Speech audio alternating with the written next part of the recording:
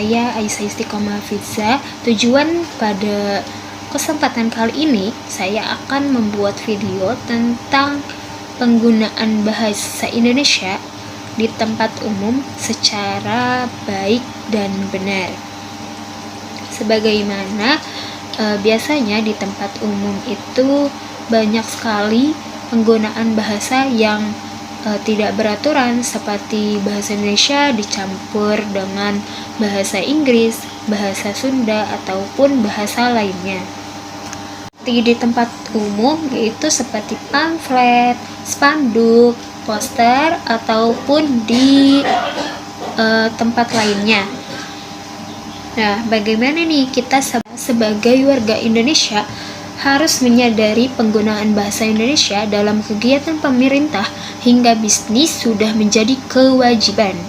Ketentuan tersebut diatur dalam Undang-Undang Nomor 24 Tahun 2009, yaitu tentang bendera, bahasa, ataupun lambang negara yang diperkuat dalam Peraturan Presiden Nomor 63 Tahun 2019, yaitu tentang penggunaan bahasa.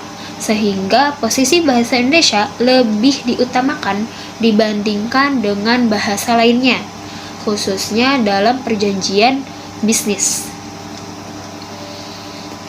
Pada perjanjian bisnis tercantum pada pasal 31 Undang-Undang 24 tahun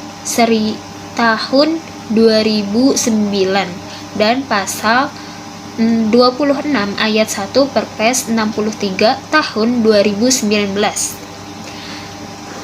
Kedua pasal tersebut yang berbunyi bahasa Indonesia wajib digunakan dalam nota kesepahaman atau perjanjian yang melibatkan lembaga negara, instansi pemerintah Republik Indonesia, lembaga swasta Indonesia, ataupun perseorangan warga Indonesia.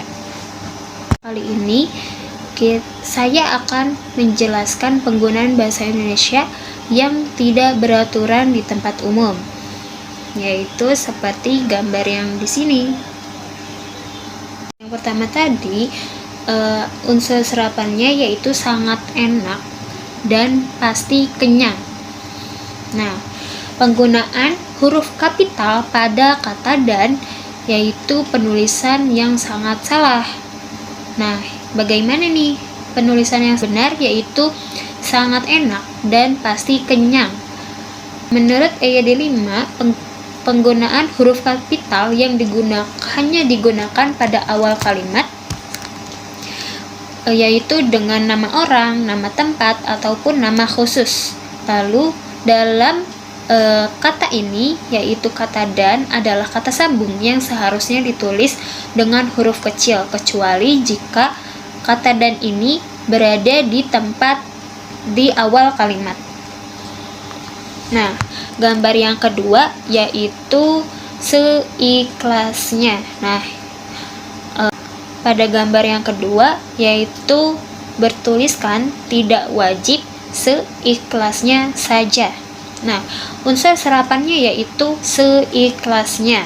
Dalam bahasa Indonesia yaitu berupa penggunaan kata hubung dalam penulisan pamflet tersebut, yaitu terdapat kesalahan ejaan yang harusnya tidak menggunakan kata hubung, tapi ditulis dengan menggunakan tanda hubung, yaitu pada penulisan kata seikhlasnya.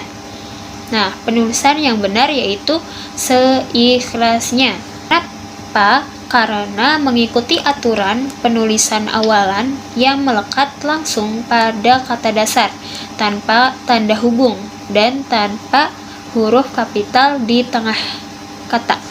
Nah, gambar yang ketiga yaitu tentang kos putri.